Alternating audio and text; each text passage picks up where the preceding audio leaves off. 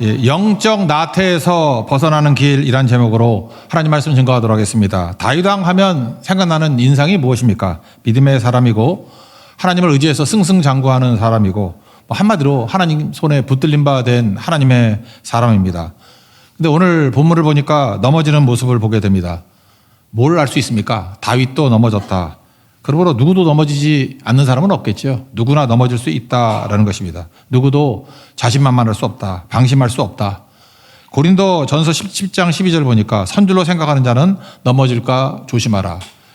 저는 이 말씀 볼 때마다 옛날 그 이미지 하나가 생각이 납니다. 인도 축구 선수라고 생각나는데 피터였어요. 피터 뭐 인도 말로 어쩌고 저쩌고 나가는데 2014년이었던 것 같은데 그 추가 시간에 극장골을 넣었습니다. 그래서 아주 극적이었어요. 그랬더니 경기 영웅이 됐습니다. 너무 기뻐서 이렇게 덤블링 같이 하는 거 있죠. 공중제비 돌다가 목부터 떨어져 가지고 죽었습니다.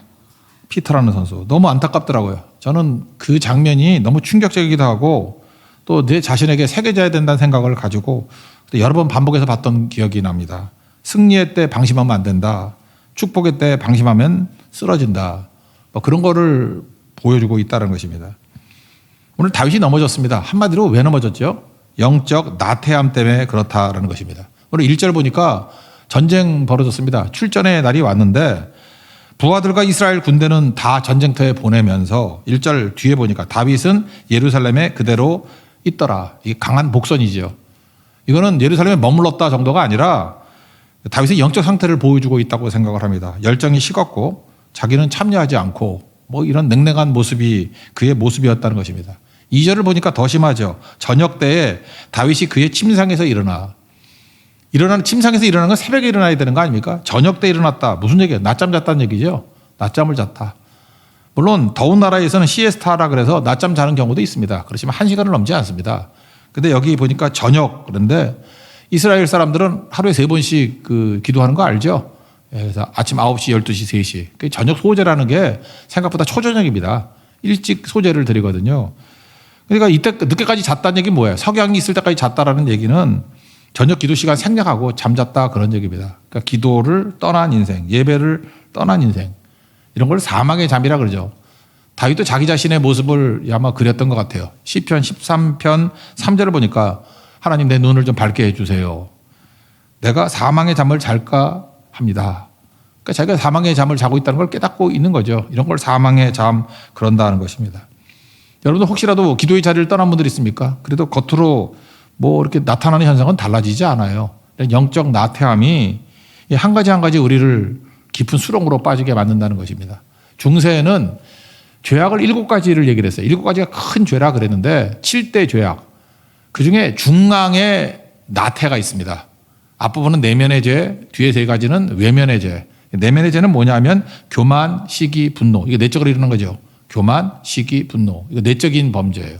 근데 중앙에 나태가 있고 그다음 외적으로 드러나는 4가지가 탐욕, 탐식, 정욕. 그러니까 겉으로 드러나는 욕심 부리는 것들이에요. 눈에 보이는 죄들. 근데 그 중앙에 뭐가 있냐면 나태가 있다는 것입니다. 그러니까 나태함 중심으로 내적으로도 무너지고 시간이 지나면 외적으로도 드러나게 되는 죄악 가운데 빠지게 된다라는 것입니다. 그래서 중세의 많은 사람들은 이 나태함의 죄를 정오의 영적 질병 이렇게 얘기를 했어요. 난 12시 가장 쨍쨍 햇볕 내리칠 때 아무도 문제가 없다 그럴 때 실제로는 질병이라는 것입니다. 점심 먹고 난 다음에 식곤증 오죠. 그거와 똑같이 영적인 정오의 질병, 그게 나태다 이렇게 얘기합니다. 어떤 분들은 또 중년의 영적 질병 이렇게 표현하기도 했습니다. 중년이 되면 어떤 때입니까? 승승장구했습니다. 더 이상 큰 고난도 없고 웬만큼 업적을 이루었습니다. 그러다 보니까 매너리즘에 빠지게 되는 거예요. 이제는 설렘도 없고 열정도 없고 은혜도 식어지고 새벽기도 그렇게 열심히 하던 사람들이 이제 새벽기도도 저 멀리 있는 것 같이 보이고 항상 왕년에 그러면서 옛날 얘기합니다. 영혼이 실증을 갖게 된다라는 거예요.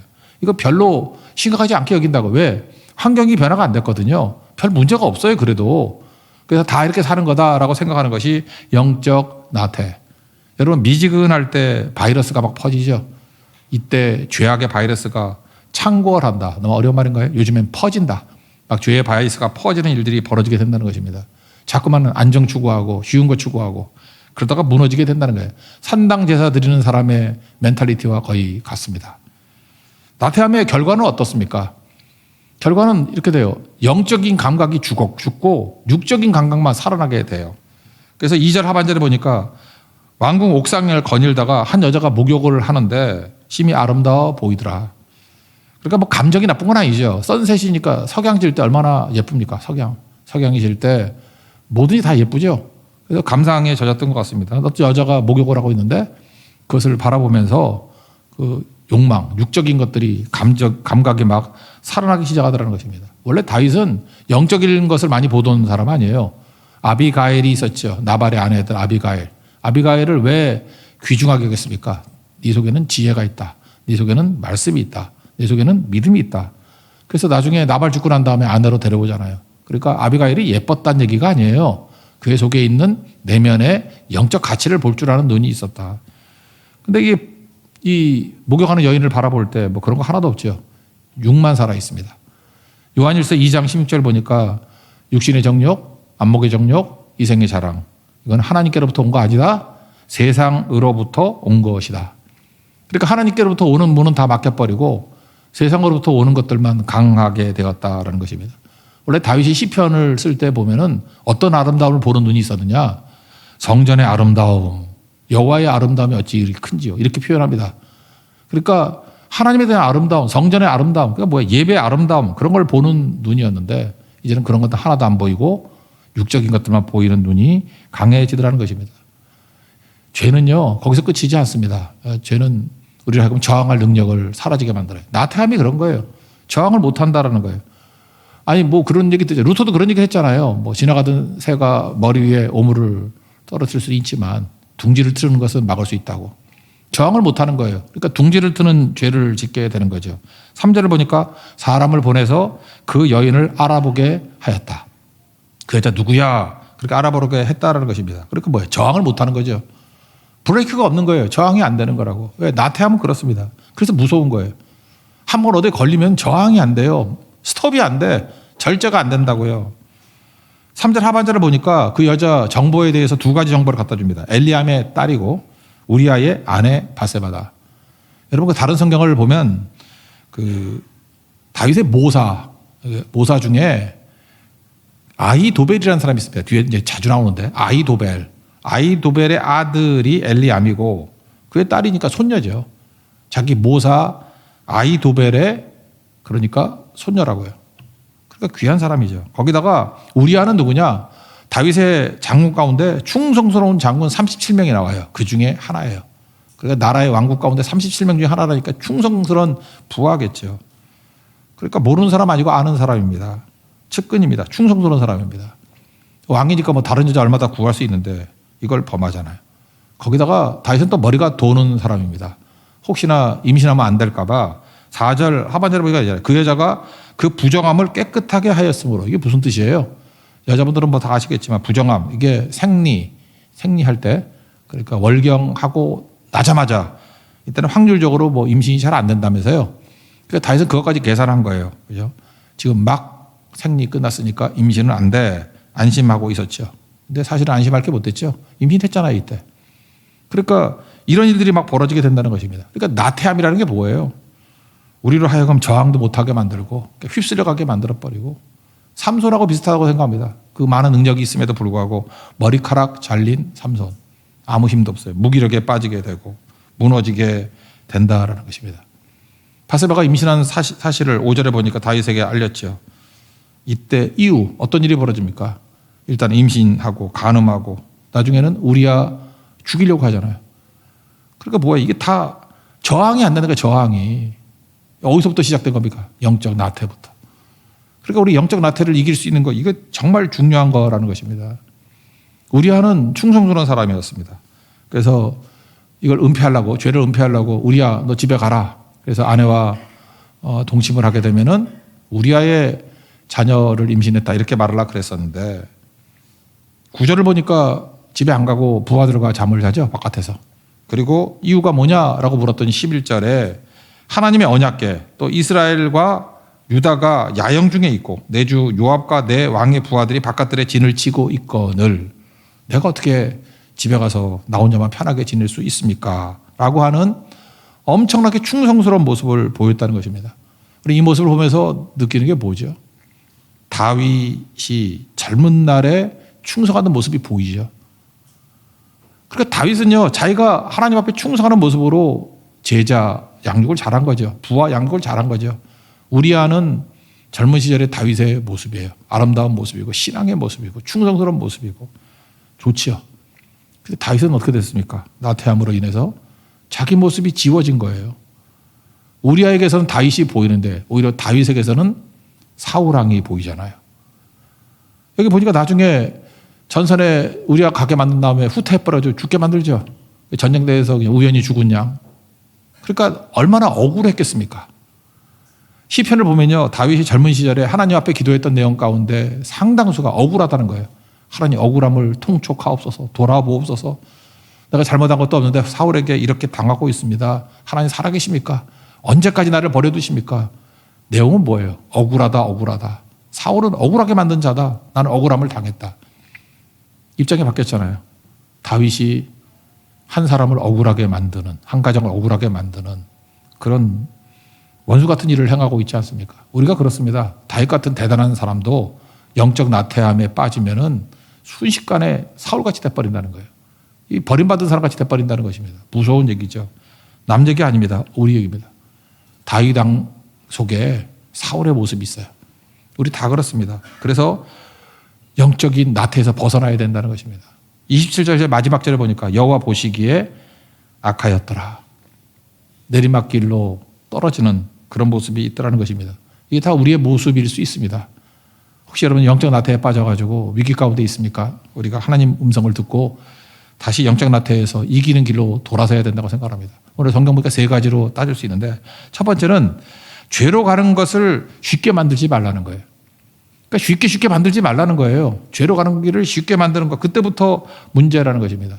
오늘 성경 1절부터 20절까지 쭉 읽어보면 제일 인상적으로 많이 나오는 단어가 뭐냐 하면은 뭘 보냈다라는 단어가 제일 많이 나와요. 뭘 보냈다. 1절을 보니까 보내니, 3절 사람을 보내, 4절을 보니까 전령을 보내요. 6절 보니까 우리아를 내게 보내라. 12절 내가 너를 보내리라. 14절 요압에게 보내니. 이 보낸다는 게 뭐예요? 명령한다는 뜻이죠. 누구를 보내라.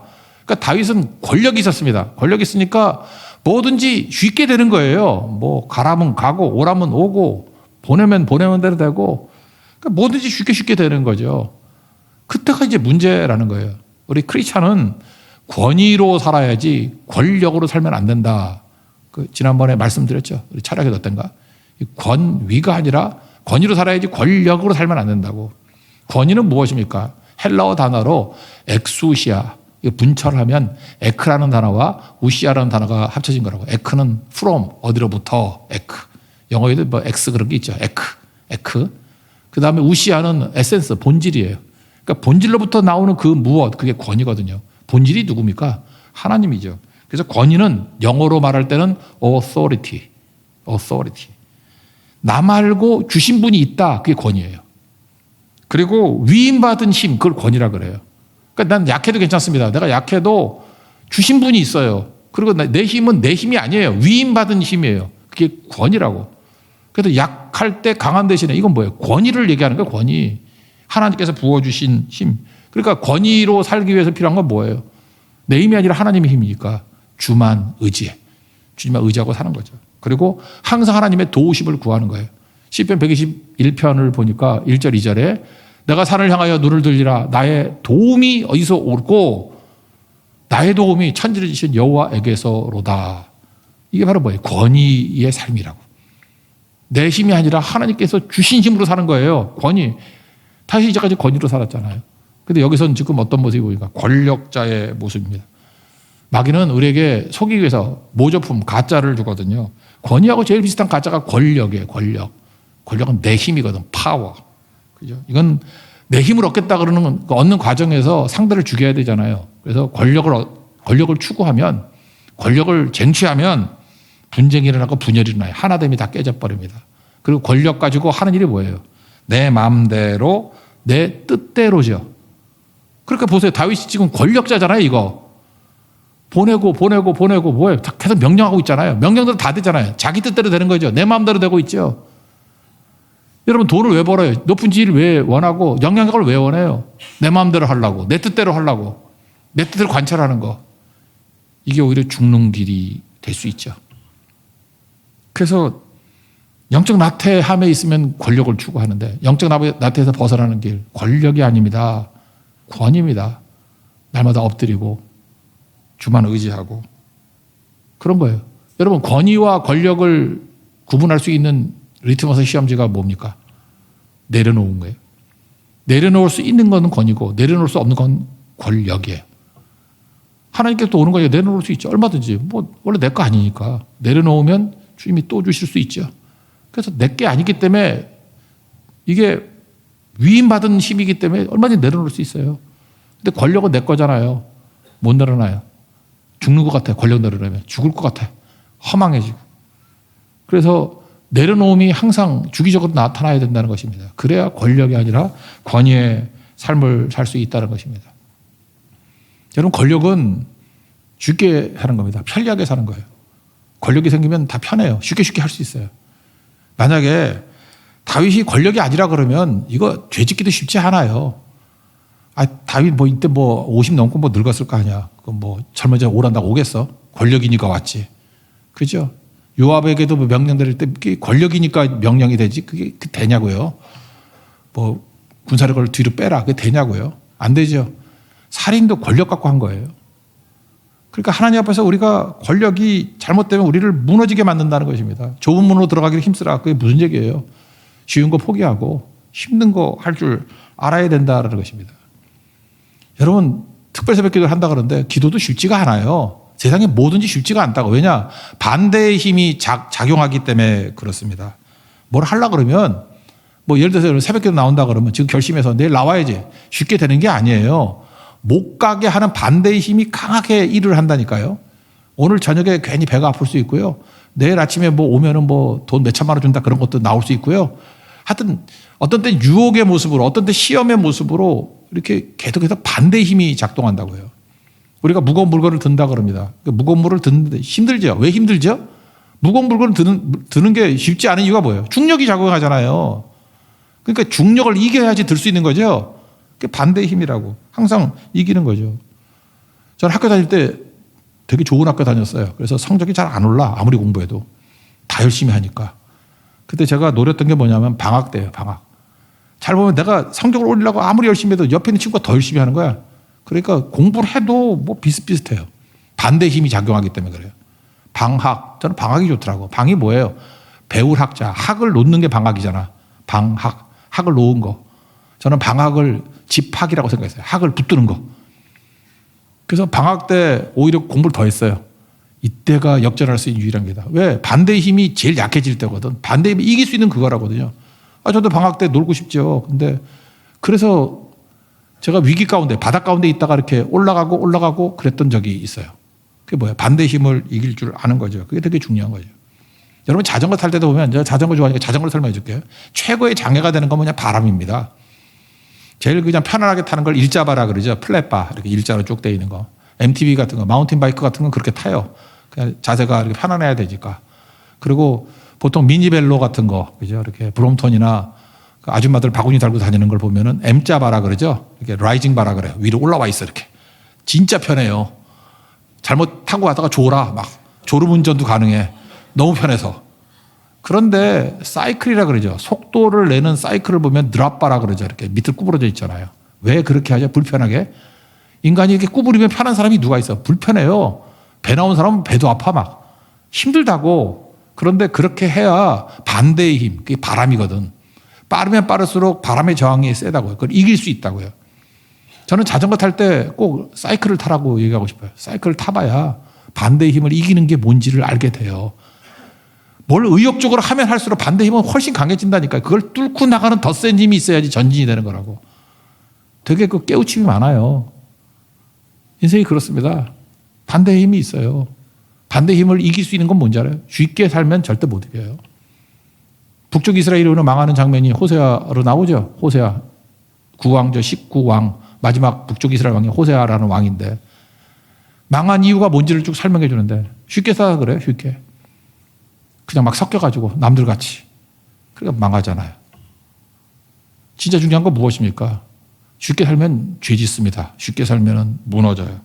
근데 거슬러 살기 위해서는 예배죠, 예배. 하나님께서 우리에게 예배의 은혜를 주셨을 때 그 예배 붙들고 나아가는 것이 필요하다는 것입니다. 여러분, 예배가 왜 중요할까요? 인간은 바라보는 것 이상 못 넘어갑니다. 예배는 뭐예요? 눈에 보이는 거 보는 게 아니라 눈에 보이지 않는 그 이상을 바라보는 게 예배거든요. 그래서 예배 드리는 것 이상 못 넘어가요. 바라보는 것 이상 못 넘어간다고. 근데 우리는 이 땅을 살면서 예배가 없으면 어떤 일이 벌어지냐. 눈에 보이는 것만 보고 삽니다. 하나님이 안타까워하십니다. 왜? 하나님의 형상으로 만든 존재인데 눈에 보이는 게 뭐예요? 거의가 무엇을 먹을까, 무엇을 마실까, 무엇을 입을까. 아니면 육체의 정욕, 안목의 정욕, 이생의 자랑 그런 거라고. 이 세상으로부터 온 거. 그거 다 이뤄봐야 인간의 존재를 채울 수가 없어요. 그게 아닌데 인간은. 그래서 쉽게 살지 말라는 거예요. 힘들게 나가면 예배가 힘들거든요. 예배 가운데 하나님이 보이시는 큰 존재를 살 수 있는 길은 바로 이거밖에 없다는 것입니다. 예배자 되십시오. 그럴 때 여러분 영적 나태 이길 수 있는 우리 하나님의 백성이 될 것입니다. 두 번째 길은 뭐 말 그대로 기도를 회복하는 거죠. 다윗이 낮잠 잤다 그러잖아요. 그래서 저녁 소재 시간도 넘어서 가지고 그러니까 기도를 생략한 거죠. 다시금 힘들더라도 반대의 힘이 있더라도 기도의 자리로 돌아오셔야 됩니다. 새벽에도 열심히 나오시다가 좀 나태해진 분들이 있다 그러면 여러분 지금 위기예요. 놔두면은 몰락입니다. 다시금 기도의 자리로 돌아오는 게 꼭 필요하다는 거예요. 제가 기도가 어렵다 그랬죠. 기도가 왜 어려워요? 중보기도가 없기 때문에 그래요. 나를 위해서 기도하는 건 5분밖에 못해요. 근데 중보기도를 하다 보면 여러분 보세요. 누구를 비난하거나 정죄하려고 그럴 때 불만투성이죠. 아유 왜 저러고 살아? 저거 한심하다. 그 모든 비난과 정죄를 다 기도로 바꿔보세요. 그러면 중보기도가 되잖아요. 중보기도는 끝이 없습니다. 여러분이 비난할 게 끝이 없듯이 중보기도는 끝이 없어요. 그죠? 약한 사람 놓고 기도해야 되고 답답한 모습을 놓고 기도해야 되고 변화될 모습을 바라보고 기도해야 되고 그러니까 사람 바라보는 동안에 기도가 그치질 않아요. 여러분 교회의 부흥이라는 게 뭐 다른 겁니까? 사도행전의 부흥은 딴 거 아니에요. 중보기도의 부흥이에요. 바라보는 모든 것들을 비난하지 않고 기도했다라는 거예요. 건짐의 대상으로 여겼다는 거예요. 너도 나처럼 되길 원한다. 그게 부흥입니다. 부흥.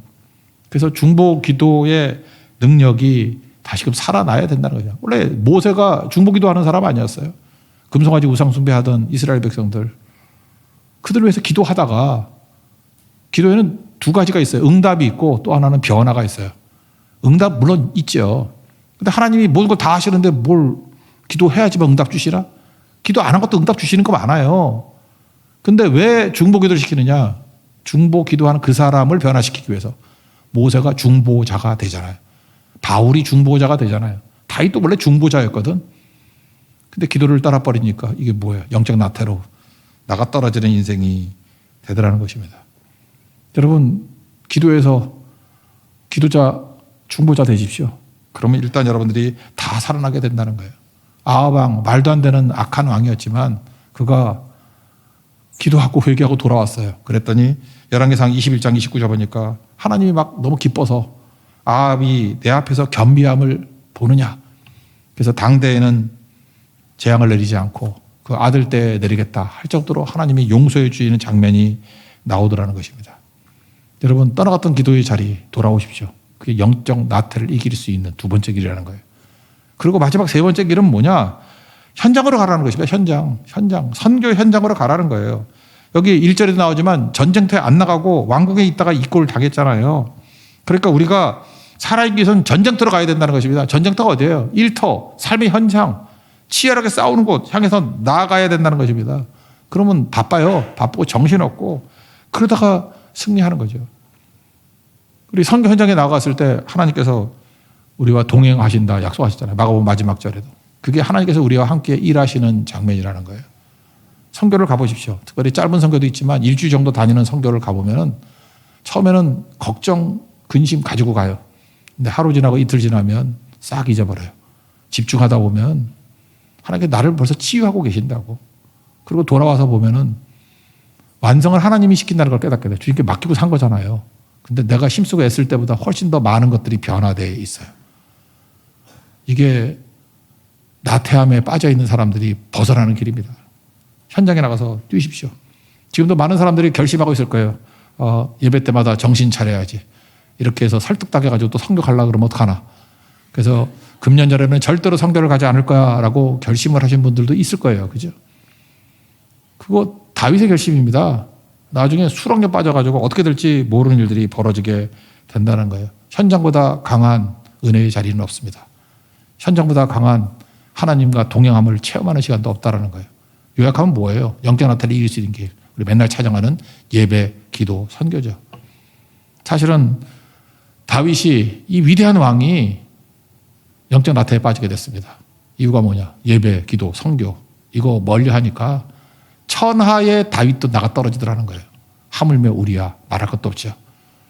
다시금 우리 특별새벽 기도를 통해서 예배, 기도, 선교가 회복되기를 원합니다. 이후에 제주 선교, 또 대만에 오신 분들 방한성회, 또 대만 선교, 고성 선교. 하나님 앞에서 이 현장에서 하나님이 함께 하시고 하나님께서 얼마나 많은 은혜로 우리를 일으켜 주시는지, 우리를 치유해 주시는지, 얼마나 많은 기적들이 나타나는지를 체험하고 간증할 수 있는 하나님의 거룩한 종 되기를 축원합니다. 자리에서 일어나겠습니다. 빈 그릇 찬양하겠습니다.